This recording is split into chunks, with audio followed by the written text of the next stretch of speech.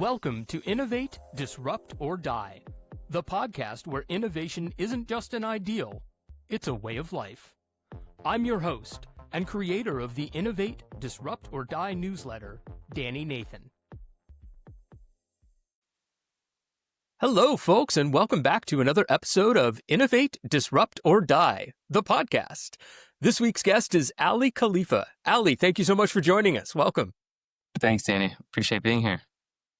Tell me a bit about yourself, your background, your role, and kind of how it relates to or what excites you about the world of innovation. Yeah, listen, I feel like I've dedicated most of my time to how can innovation be a force for good. And a lot of that is coming from two perspectives. I'm trained as an industrial designer as well as a mechanical engineer. Cool. And so a lot of that has led to, developing patented consumer products. And then at the same time, figure out how to make them, which has really invested me heavily into manufacturing, how we make things, where we make things. And that, of course, then kind of opens up a sensitivity to what you're doing to the world as you're making things. What is the overall impacts of what you do? And so that's where I've become really kind of fascinated about the role of innovation. And then how do we do good through innovation? Interesting. Aly, you're not the first person that I've spoken to who is focused on sort of the intersection of what's good for people and how do we make the world, things, business, whatever you want to apply your innovation to better. Did you start off your career with a specific interest in that kind of intersection, or have you grown to appreciate and pursue that moment kind of throughout your career as you've seen, I don't know, perhaps the negative impacts that innovation might have, or what kind of led you to that area of focus? Well, I think I have to just credit my parents with just putting a strong ethos in me about, what justice looks like and being fair to people and being nice to people. Our family immigrated from Egypt, had to escape a tough situation over there and made it to New York. I was, born in the US but was always kind of aware of that story, that being part of the origin story. Gotcha. And I think that's always.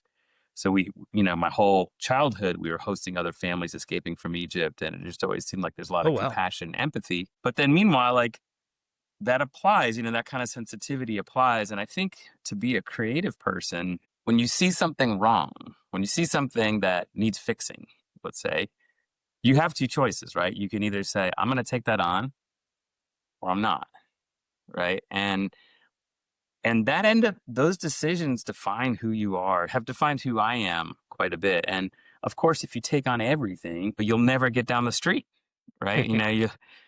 But if you don't take on anything, you become dead inside and you can't really be a creative person. So I think by nature of being a creative person, it's almost like a curse that you become sensitive to things and feel like you have to take them on. One of them happened at NC State University, and we were about to go through the 100-year anniversary of NC State. And then meanwhile, I read somewhere about styrofoam could, in some places, last 2,000 years before it really fully degrades. So I was like, wow, this styrofoam cup could live 2,000 years. This university is excited to make it 100. And so I came up with this idea. Hey, everybody, keep your styrofoam stuff. I'm going to make a 2,000-year monstrosity. I'm going to make a sculpture that's going to outlive everything that you see here. And it's going to be made out of styrofoam. And I collected that for over a couple of weeks. And then sure enough, got a call from Dining Services, Mr. Khalifa, we understand you want to talk to us about our food service. Yes, I do. And within 2 weeks, they banned styrofoam in food service at NC State and have since, right? And you just think about, that's a long time. That's 30 years ago and 40,000 students and however many hot dog containers it is or whatever. It adds up. But it was the first feedback loop that I had that the power of intention, right? The power of hey, we ought to do something about that. I'm going to put it out there and then things can happen. And that was pretty addictive. And so ever since that day, then it was let's do more. Where else can we go with this? And then started a recycling program and helped develop the bicycle program and started doing more things about how can we have a positive impact. And it just carried further into my professional life. And was all of this, the styrofoam, the bicycle program, et cetera, all that was while you were in college? Nice. That's awesome. So I guess it really did then sort of set the tone for your career.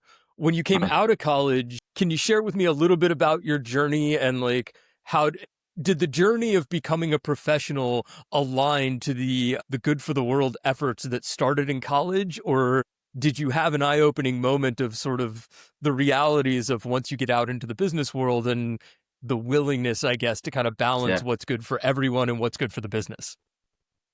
Yeah, it's a great question. It's like, so getting 2 degrees, I had to put myself through like the second degree working. So I ended up getting a job at the EPA at the wind tunnel. So I was like doing some pretty hardcore engineering stuff, working with hydrocarbon analyzers and like trying to reduce all the dead volume in these machines so we could like sense what would happen as smokestack. And Interesting. it was funny because it was my first election. So I voted for Bill Clinton. And the first thing he did was like a federal worker freeze, which was my job. So I was oh man. Come on, I voted for you. But while I was in college, I was very active. And I was, I think, one of the first few people in North Carolina, probably on inline skates. Met the rollerblade rep at the bowling alley, Nice.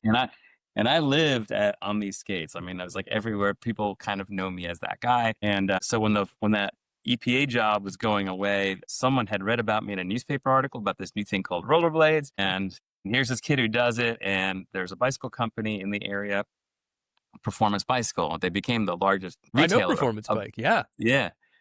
So there was an open position. They said, but man, everyone's cross training with this new thing called inline skates, and we don't know anybody. And someone had read this article, referred them to me. I got a call, and next thing I know, I'm designing inline skates. Yeah, That's very cool. it was crazy. I mean, it's like for me, it's like what could be a dream job? It's like, Yeah. uh, you know. And then from that just kind of exploded into doing a lot of things. But to your point, I remember, a discussion in one of like maybe the first or second design I was doing. Hey, we got to use these smaller wheels because we bought too many last year. And Right. and I was like, but those wheels are completely inappropriate for this. Like that's a stunt wheel. You can't put them on a street skate, and I was like, I couldn't believe it. And I was just so disappointed. And that was probably the first like moment like you're talking about where I just kind of got crushed by the reality of commerce. And Yeah. I mean, the skates still work fine and all that stuff. They just weren't great. But I mean, but for me, it was like, pain in my heart. Like, I can't Yeah. believe we're doing this because we bought too many wheels of the wrong size last year. But yeah. And since then, I've been able to sort of manage it. But I would say that was probably the first moment of sort of crushing corporate reality. Nice. Aly, what is your favorite thing that you've designed? I mean, it sounds like you've had your hands in a lot of different areas. If you had to name one tangible thing that you've been the guy behind, what would it be? There's one that kind of like really kind of changed everything. And it was just kind of a seminal moment. I can't say it's my favorite thing in a way, but it had the biggest change in my life, which is Okay, that's fair. this little thing called a tea stick. Nice. So you slide this little this back, you can just like scoop into some Scoop tea out and then some tea. slide this thing back Yeah. over. And it was done because there's a coffee shop nearby. They said that their tea balls kept getting crushed. Like people would put plates on top of the tea balls. And they liked it because there's like this new trend in I drink my tea, you drink your tea, like not like pot of tea, right? Gotcha. And so that whole idea of like single service on tea is not usually part of tea culture. But in the US it is, right? Like, and now we're at an extreme of that. But so instead of a big pot of tea, it's like, how do you do that? And you have all these old tea balls and everything's getting crushed. And then I started kind of asking them questions like, well, we're handling money, so it has to be one-handed, and then various different things, one of which is it has to withstand a plate being dropped on top of it. Okay. And at the time I was designing bicycles also. So I knew a bicycle factory. And so I was like, hey, this stuff's pretty strong. And it's really simple. And the very first ones, and the other thing I did is it had to be like, there's a little tiny lip on it. So Okay. it's like a barb. So when you just jam it into tea, because tea is vertically packed, it just Yeah. pulls out the right amount every time. It's pretty elegant. So there it is. And when it's in your cup, it kind of rocks. And it's like, it has like this tea thing to it. And Nice. I was designing for someone else and they were going to go into business with it and things kind of like, real life stuff hit them. So next thing I know, like, I was like, I'll just do few hundred. I welded them myself. Wow. Just south of here, there's this website called Gizmodo Yeah. that got a hold of it. And next thing I know, like people are calling and we didn't know how to take credit cards. And like it was just like, and I think the more like, or the less prepared we were, the more people loved it. Like, people were like calling and just so stoked that we were so clueless and that they were going to get one of the first, hand welded ones. And it became a business. And then that became something where we started making different tea sticks. And after that, we started getting a coffee. We did a Kickstarter on that for a coffee press, which is, yeah. Yeah, I was going to ask about the sort of AeroPress looking thing behind you. Yeah. So then people said, do it for tea. But tea is gentle and leaves have to unfurl the language. Uh-huh. The culture is also gentle. Coffee is like, smash it, man. Like you want to Yeah, like grind it. get stuff out of it. So what this is, it's sort of like a French press, Hmm. but the top is like a portafilter. So it's got 0.3 millimeter holes, which is like the diameter of the lipids that give you like a really nice like tongue profile, like the actual flavor of it. Got it. And what you do is you just put your coffee grounds in there, you wait 3 minutes and you press it. But you can do really fine coffee. So you get like a crema, like an espresso. And it's been used in competitions by baristas. And we did that on Kickstarter. And then next thing we know, we were exiting the business. Seventh generation bought the company and the patents that went with it. And then Unilever bought them and Got it. whatever. Now you don't make coffee presses anymore. I don't. And I try to find them. I think Starbucks still sells them in some places. I see tea sticks. I think there's knockoffs of this everywhere. I found one in Australia, like in some random tea shop. So Wow. yeah, I like Super interesting. knockoffs, especially if Well, it's the kind money of a doesn't vote of matter confidence, anyway. isn't it? Yeah. Yeah, I mean, what is it? The old imitation is the best form of flattery. Yeah. Nice. So yeah, Awesome. that's interesting. And the other like passionate part of this was like dealing with waste because tea bags for one use really low grade teas and then number two you're steeping like these papers, but those papers can leach microplastics. They also have like the paper industry in them, so there can be like all the chlorinated Mm. residues and things like that. And so actually if what I'm proud of is I can take the same coffee and do a pour over, or I can do it this, and it's two completely different flavor profiles because you don't realize how much paper you taste in coffee. And that paper, most people will throw away. Whereas coffee and tea is bioavailable. As soon as you make your coffee or tea, that can go straight into the garden. You don't have to compost it even. So that was really one of the big reasons seventh generation liked it is like we found a way to get rid of paper waste Hmm. in preparing like high quality coffee and tea. And then, yeah, and that just kind of further encouraged me to make more mischief. Awesome. Well, speaking of mischief, let's jump forward a bit. Today you run the Positive Company. Can you tell me a bit about that and sort of where your focus is and how it brings all of this story to life today?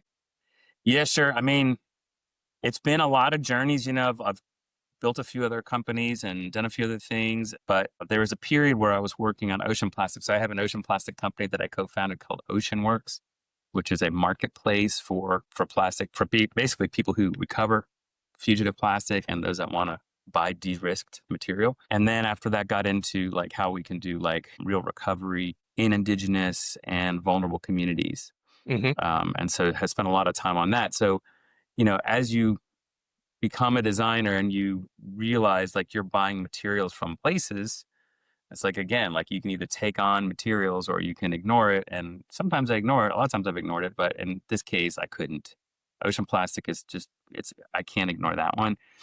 So lived in Australia and then developed supply chains throughout Indonesia and Sri Lanka on how to deal with like indigenous groups and how to recover this material and do something with them. And while doing that, at the same time, lived through the bushfire crisis in Australia, which was one of the most horrifying things you can imagine. I Yeah. mean, hell on earth, right? And at that point, Beth and I both were saying, okay, we had this design firm. We're doing a lot of like cool stuff for big brands. And it's like, enough's enough, like we've made a lot of wealthy people wealthier through Uh-huh. our designs and our ingenuity and our effort and everything. But let's just start focusing on things that are positive. Gotcha.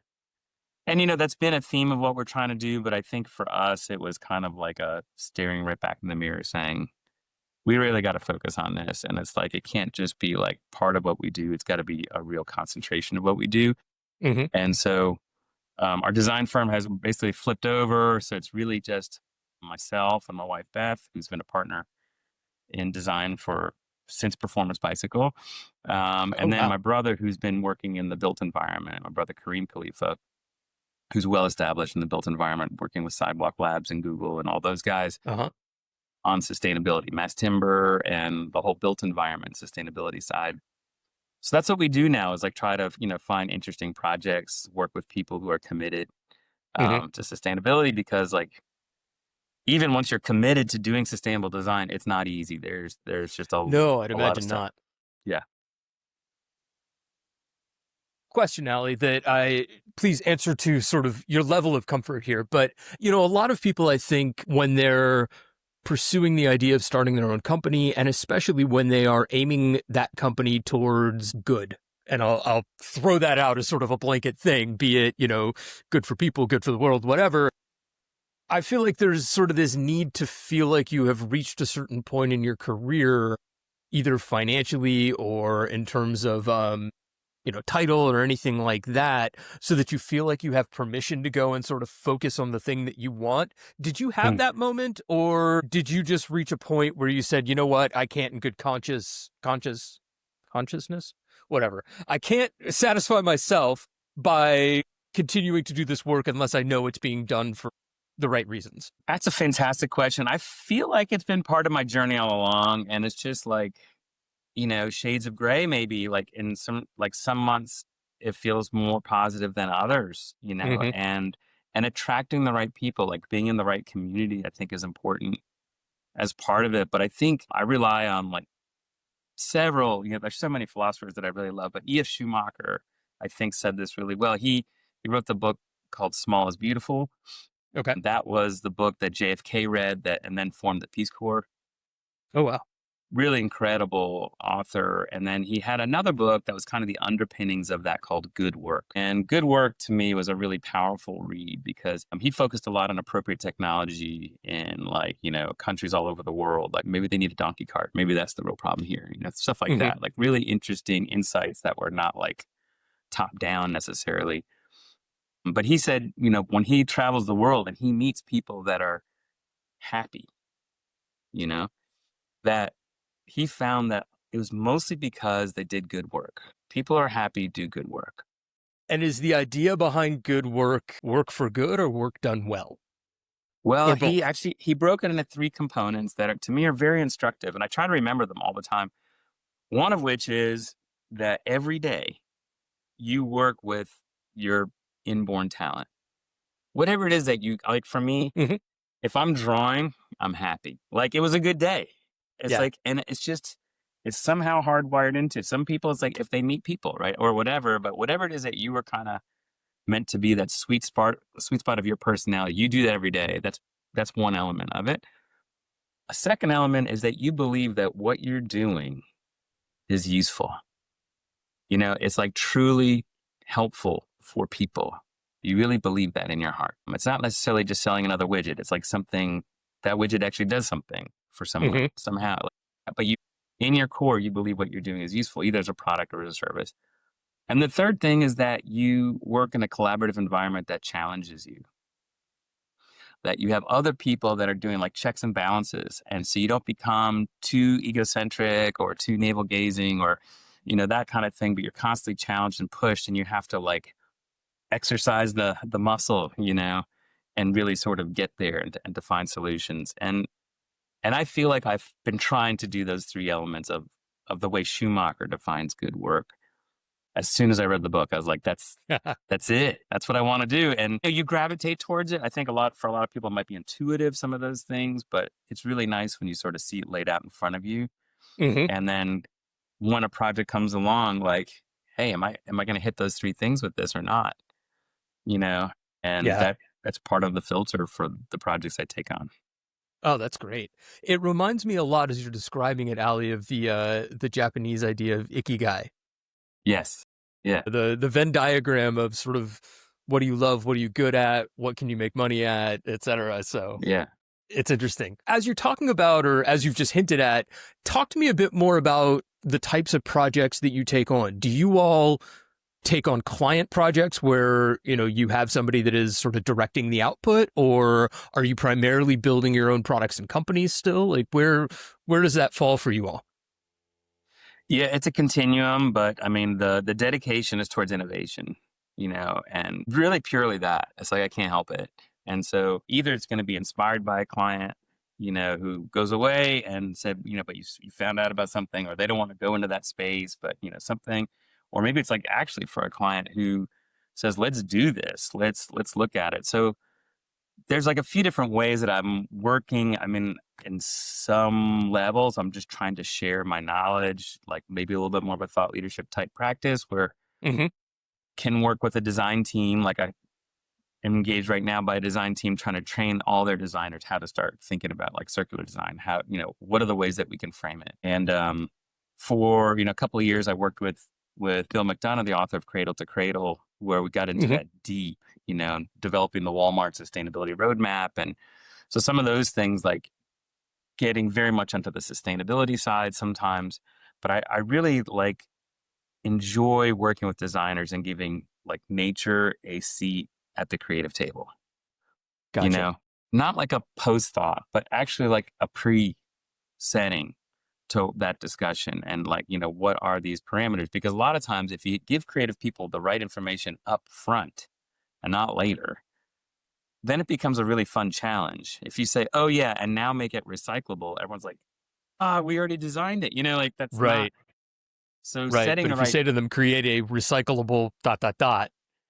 yeah. Or Interesting. did you know that in this market, all this material is available? Like there's all this HTPE that's being recovered every day from the shores that has been cleaned. Think we should do something with that? So right now I'm Interesting. working on I am also probably getting to the part of my career where I'm probably making more eco mischief, but just recently presented to a procurement department in the state saying, hey, if you're in a coastal city and we know that there's ocean plastic out there, why don't we make our traffic barrels out of some percentage of that stuff? Mm-hmm. Right? It's the exact Interesting. same polymer. So Yeah. why not just prefer it? Like just Right. If it's there and prefer that. available, use it. Yeah, we don't have to like make a law. We don't have to we don't have to use a stick. We can just use a carrot and say, but you know what? It's like the most low use of plastic there is a traffic barrel. It's Right. like it doesn't have to be virgin, right? We can put some recycled content in there. Right. And, people are making efforts in different sides. I don't mean to say no one's doing that, but I would love to see that, we start imagining like when we can imagine something like that, calling the right people and making things like that happen. We have a stadium in town like that. Why not? Why shouldn't that be a zero waste stadium? Mm-hmm. So how do we do that? So I mean, yeah, I'm at a funny point now where it's like there's enough client work and other things going on that I'm also trying to now be more directive and maybe find an idea before I find the client. Oh, interesting. Okay. That is a fortunate place to be. As you're going through this with clients, Aly, do you find that, well, I guess I have two questions here.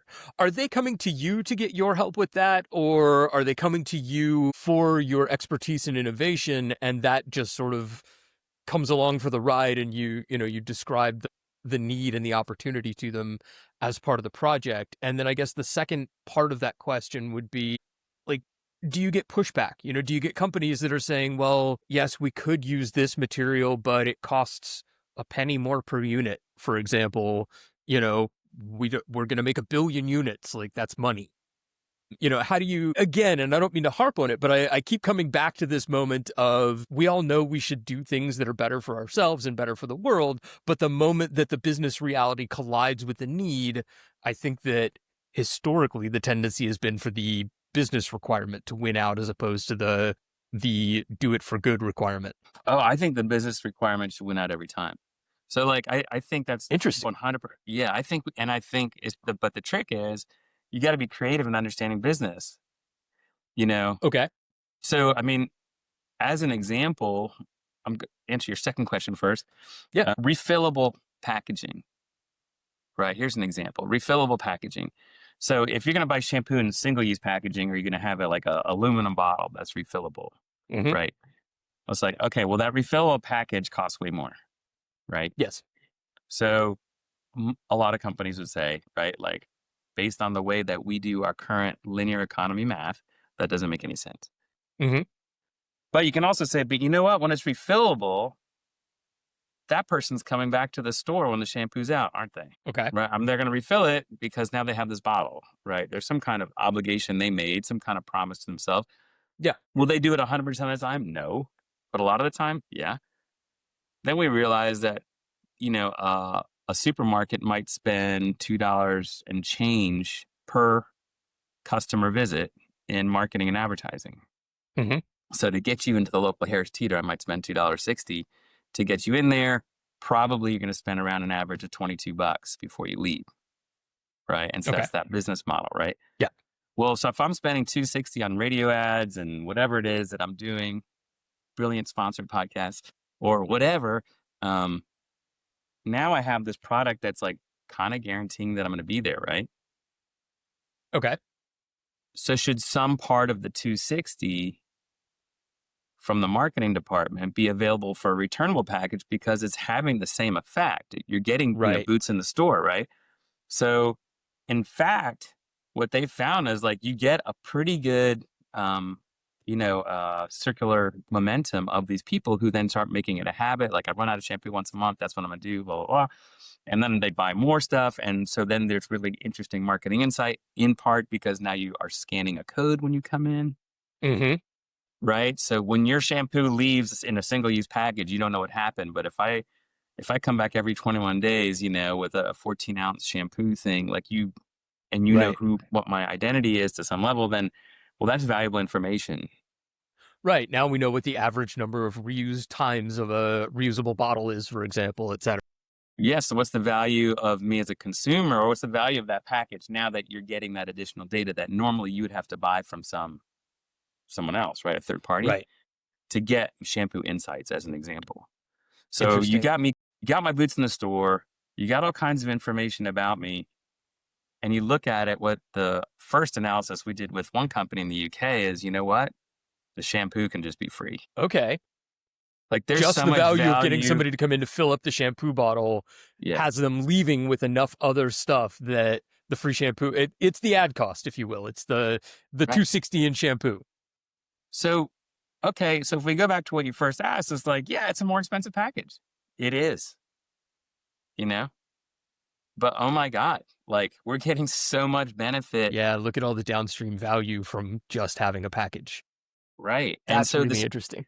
and the circular economy, honestly, like you need circular mathematics. You can't do linear economy math on the circular economy. You have to do circular economy math, which means you have to think about circular relationships with your customers, with your supply chain, with all of that. And you have to value that in a way that, traditional marketing departments, traditional advertising might not.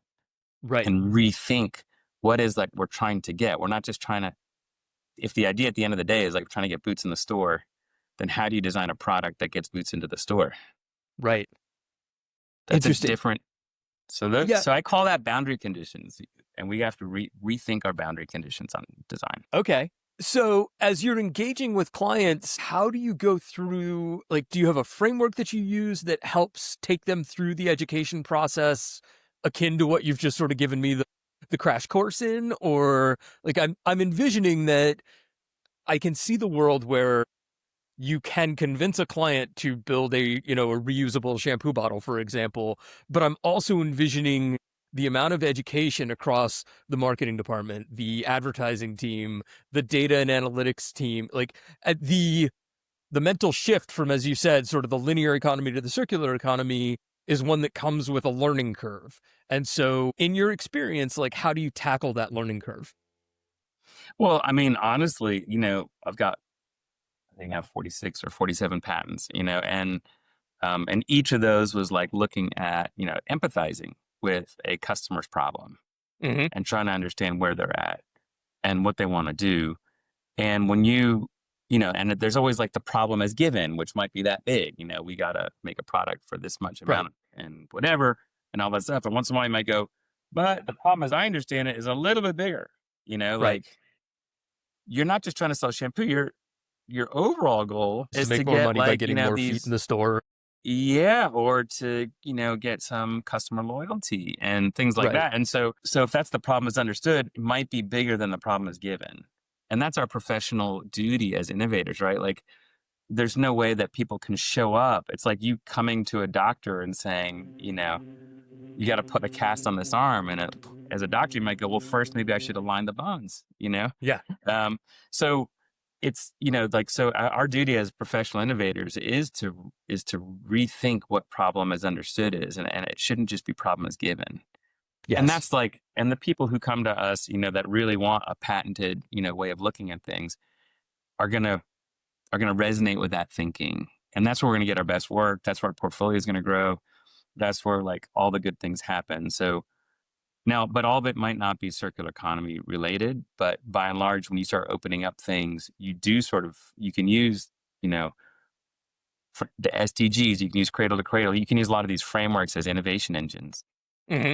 What if life below water was important for this project, and that there was funding through a Right. source locally because of that, and that you are now getting part of that funding in this project, or, things like that can sometimes just open up if you just, but again, you have to, as an expert, you should be showing up with, a garden of ideas that are just waiting for the right, main course. And that, Got it. that you're going to sit there and say, yeah, well, we're going to add this to it and that to it. And man, you're going to be loving this thing.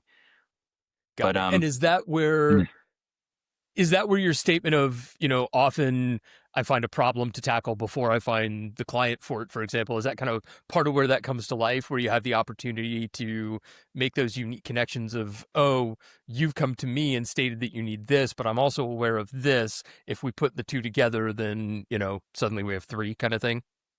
Yeah, that's a that. beautiful way of looking at it. Yeah. I mean, and those ideas a lot of times like spur conversation. And, I come up with a lot of ideas and a bunch of them are BS, I'm not going to pretend like, ideas are just ideas. Once you like Right.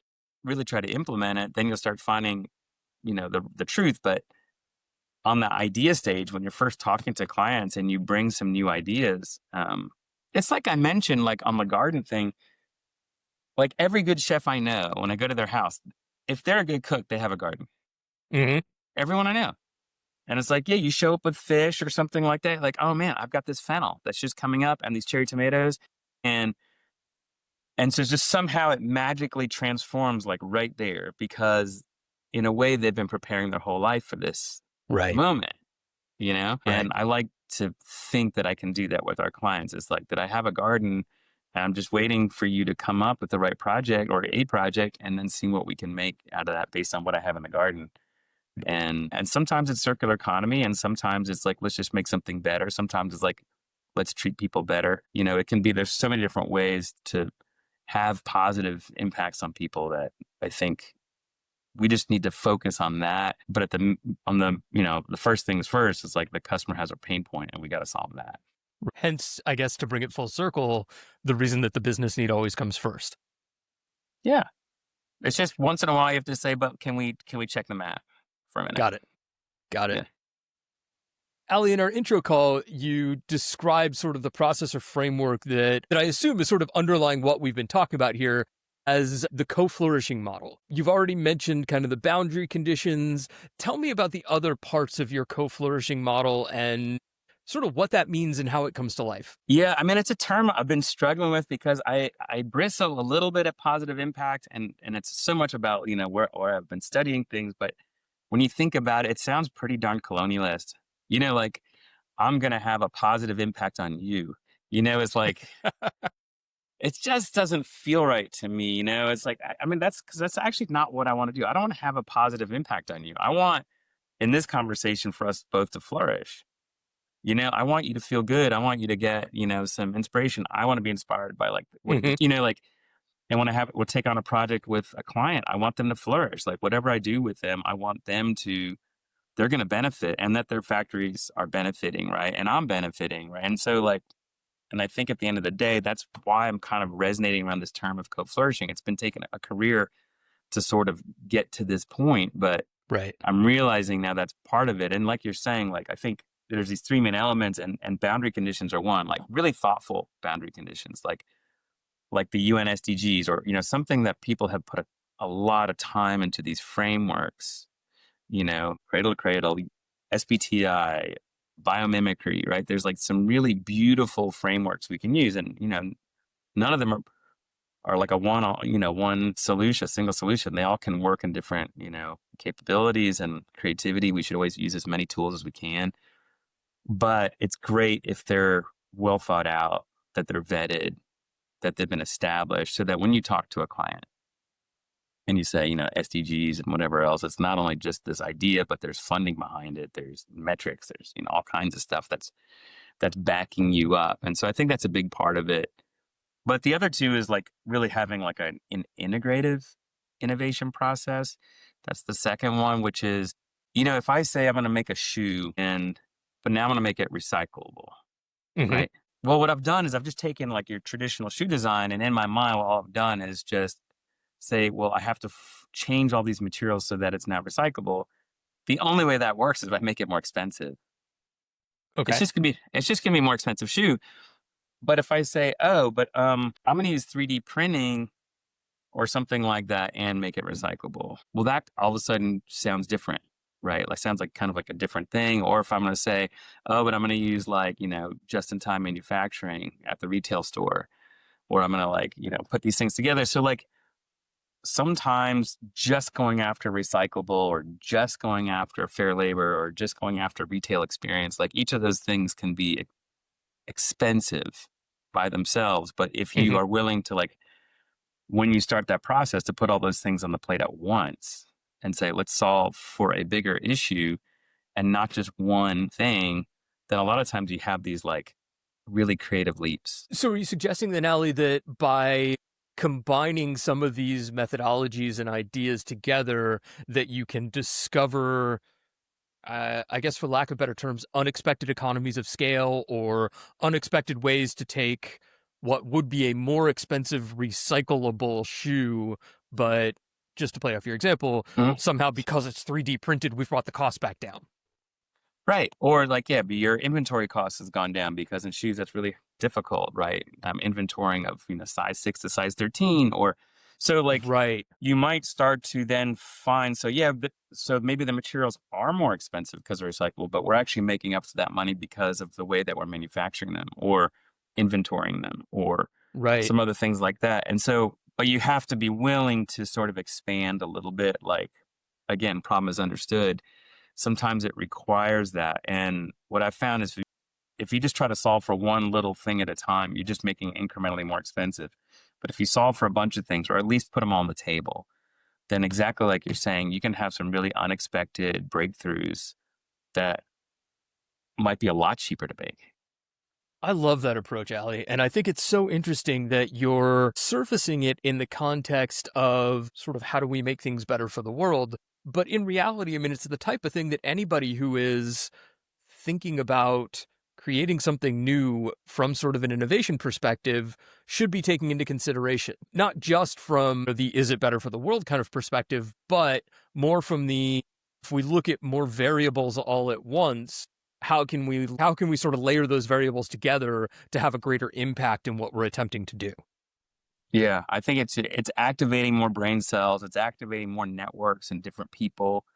Invariably, you're going to get a bigger mixing pool of ideas, and I think that's where the real breakthroughs come through. And frequently, like I'm doing a project right now in the apparel sector, where it's like, by tackling something but kind of rethinking everything, it's like we can make this everything out of like one single piece of metal that was before like a big construction of several pieces of things, and it's going to be much cheaper and better to use. But it's sometimes you need to use like an innovation engine to sort of push you Right. outside of the way you commonly see these items, and all of a sudden see it in a completely different way, and then you can have this breakthrough where it's going to be cheaper and more sustainable. It's going to be like much cheaper.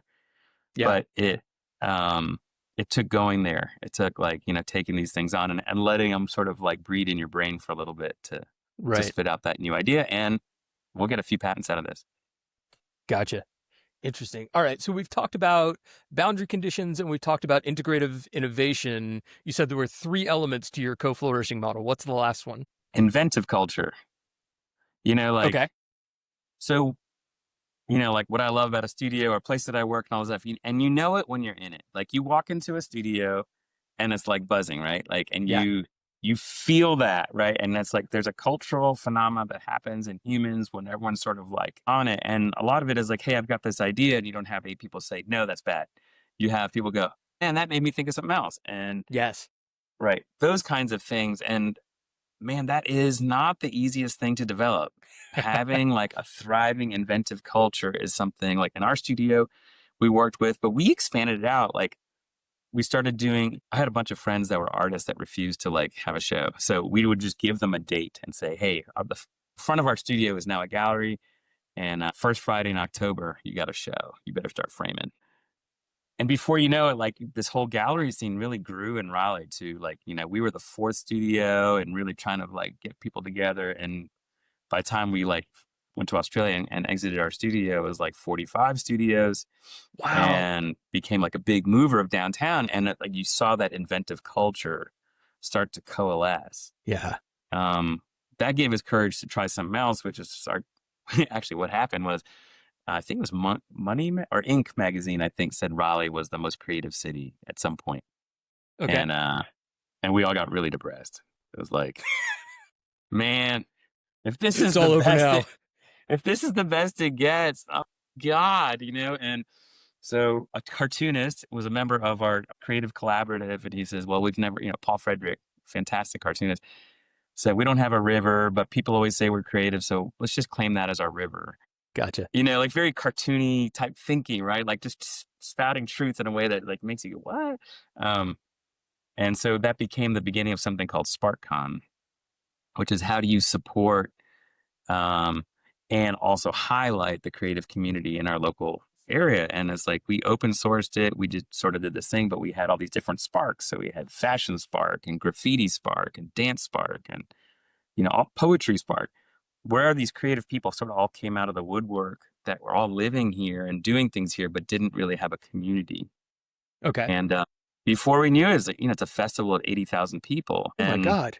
yeah, and it's just so much going on, and you see all these connections happening between these creatives. It's fantastic, and learned a lot of lessons, like how to sort of like grow that, and there's definitely some do's and definitely some don'ts, in those kinds of things, and Sure. learned a lot of that the hard way.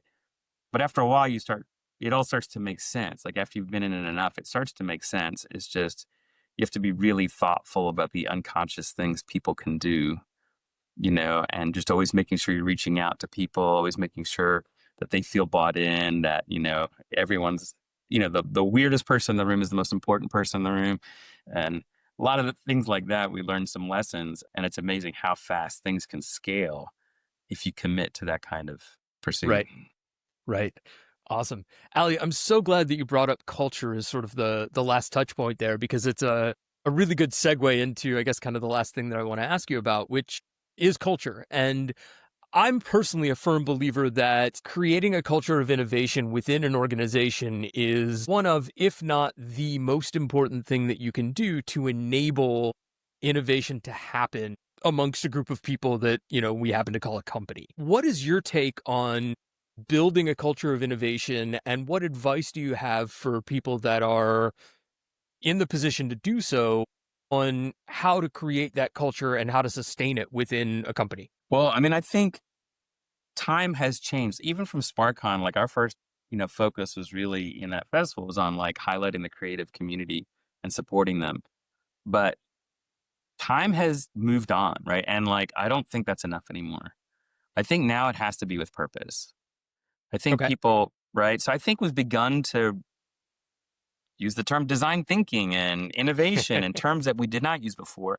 Yeah. I think that's not enough anymore. I think you need the next thing. And I think especially you see younger people, they want purpose. Like my kids, like, where they are and what they think about is stunning to me. Like I didn't have those ideas when I was young, and I didn't have those commitments to dealing with climate, to supporting homeless people, to doing things like that. Like, they want to take those things on. And so I think purpose is really important. So I think innovation without purpose can bring us some of the scary things of AI as an example, Okay. right? So I think we need a purpose for these things. We need a reason to galvanize, a reason for us to all say, yeah, I'm going to help you with that because I believe in that too. You know, like Habitat for Humanity, I'll hold up the other part of this beam because we're going to build this house together. Even though you might be a stranger, I'm going to be there for you. Right. And so I think part of that is like, and that's what we call transformational leadership. You know, there's no transaction between two strangers volunteering to build a house. You know, no one's paying each other. So you learn your transformational leadership skills by volunteering. That's really where that comes from. And so I would say if you really want to kind of grow an inventive culture, you want to be a transformational leader. You don't want to be a transactional leader. Like they're happy because you paid them to smile. No, they're happy because like they're totally bought in.